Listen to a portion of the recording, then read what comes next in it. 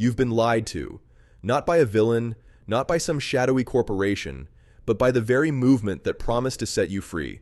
The self-improvement industry is worth over $40 billion, and almost nobody is talking about the uncomfortable reason why it keeps growing.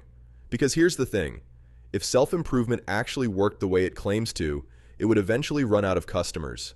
Think about that for a second. Welcome to the conversation nobody in the personal development space wants to have. Today we are going to pull back the curtain on something that affects millions of people who are genuinely trying to build better lives. And I want to be crystal clear before we go any further. This is not a cynical takedown of growth and ambition. Wanting to improve yourself is one of the most human things you can do. But there is a dark side to this world that quietly sabotages the very people it claims to serve. And once you see it, you cannot unsee it. Let us start with the hook they use to reel you in. At some point in your life, you hit a wall. Maybe it was a breakup, a job loss, a moment of staring at the ceiling at 2 in the morning, wondering why your life does not look the way you imagined it would. And in that vulnerable moment, someone handed you a book, a podcast, a course, or a YouTube channel that said the same thing in a dozen different ways. You just need to become a better version of yourself. And that message felt like oxygen.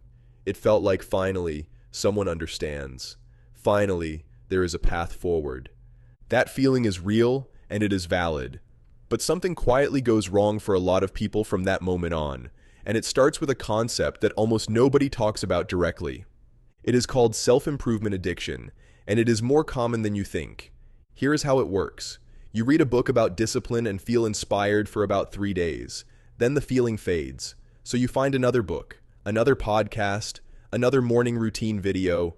Each one gives you that hit of motivation, that temporary sense of momentum.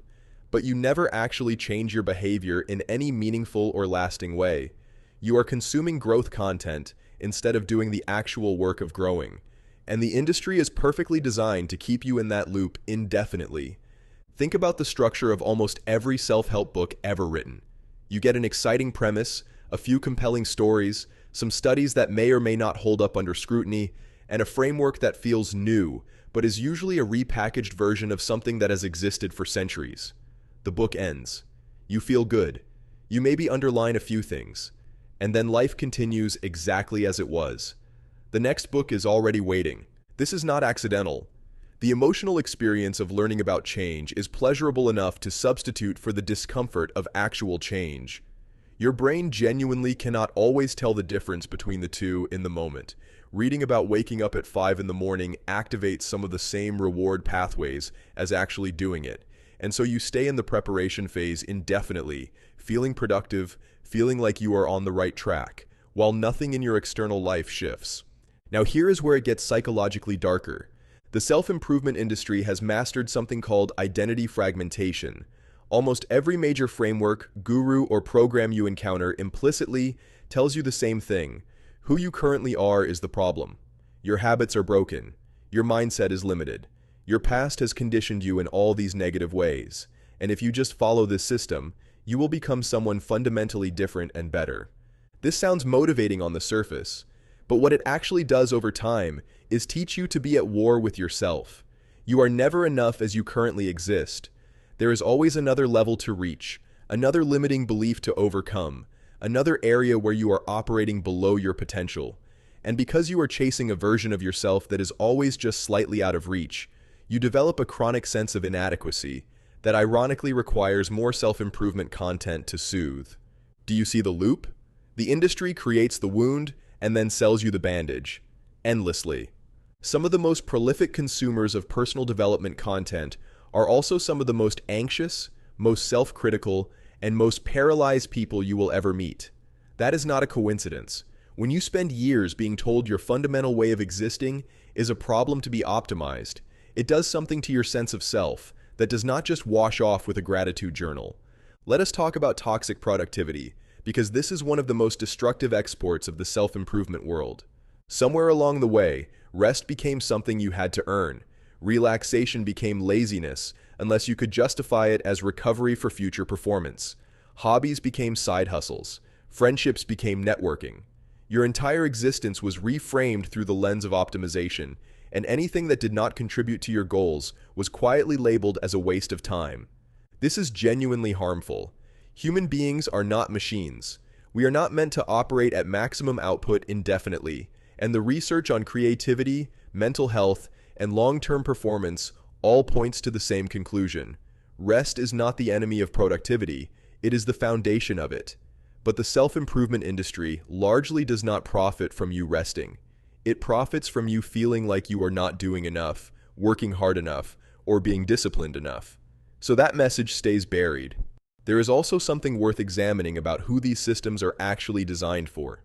The vast majority of mainstream self-improvement content was created by and for a very specific demographic, typically educated, often financially stable, usually from Western cultural backgrounds, and disproportionately male. The advice assumes a baseline of resources, safety, and social support that enormous numbers of people simply do not have. When someone who is working 2 jobs to keep the lights on is told that they just need to wake up earlier and journal more, that is not empowering. That is tone-deaf in a way that borders on cruel. Yet the industry rarely acknowledges these structural realities. It is far more profitable to tell everyone that their circumstances are entirely within their control, and that the only thing standing between them and success is their own mindset. This narrative conveniently removes any responsibility from systems, institutions, or luck, and places all of it squarely on the individual. If you succeed, the system works. If you fail, you did not try hard enough or believe deeply enough. This is the most insidious lie in all of self-improvement, and it is told with a smile and a best-selling book cover. Now I want to be careful here, because there is real value buried underneath all of this. Real growth is absolutely possible. Human beings are genuinely capable of changing their habits, rewiring their responses, building resilience, developing skills, and creating lives they are proud of. None of that is fiction. The problem is not with the goal of self-improvement. The problem is with the industry that has commercialized it, gamified it, and in many cases weaponized it against the very people it claims to serve. So what does actual meaningful growth look like when you strip away all of the noise? First, it is slower and less dramatic than anything you will see marketed to you. Real change happens incrementally, often invisibly, over months and years. It rarely feels like a breakthrough. It mostly feels like showing up on ordinary days when you do not feel motivated and doing the thing anyway, quietly, without an audience. Second, it is specific rather than general. The most effective personal growth is not about becoming a completely different person. It is about identifying a specific behavior or pattern that is creating real problems in your actual life and methodically working on that one thing until it shifts. Not 10 things simultaneously. Not a complete personality overhaul. One specific thing, done consistently, in the real world. Third, genuine growth is often uncomfortable in a way that the content rarely prepares you for. Not the dramatic discomfort of cold plunges and extreme challenges that look impressive on camera, but the quiet discomfort of having an honest conversation you have been avoiding, sitting with an emotion instead of distracting yourself from it, or staying in a commitment when every part of you wants to run. That kind of discomfort does not generate good content, which is exactly why you do not hear much about it. Fourth, sustainable growth requires a foundation of self-acceptance rather than self-rejection. This sounds counterintuitive, but it is one of the most well-supported findings in psychology. People who make lasting positive changes in their lives tend to do so from a place of wanting to honor something they already value, not from a place of shame about who they currently are. Shame might create short bursts of frantic activity, but it does not produce lasting transformation. The war on yourself is not a strategy, it is an obstacle. Here is the piece that I think matters most as we wrap this up.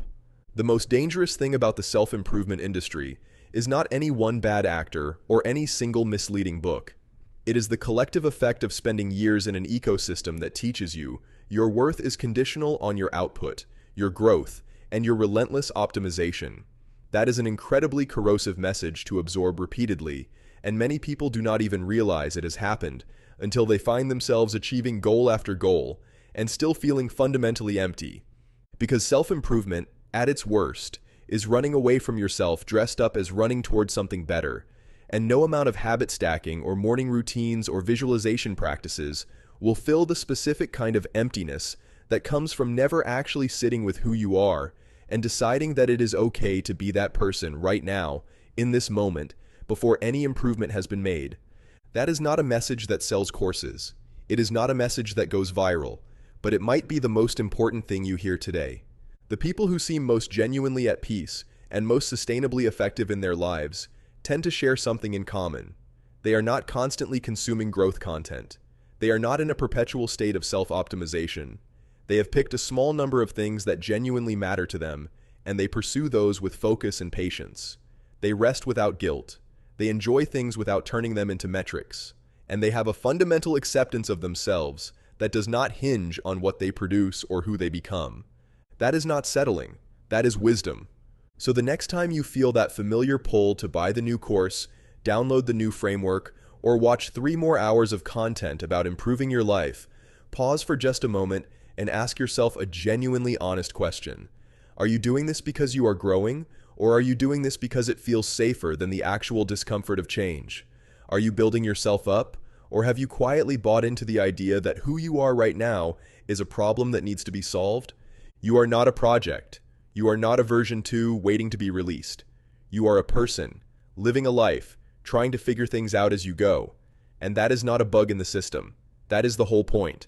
If you found this valuable, share it with someone who needs to hear it.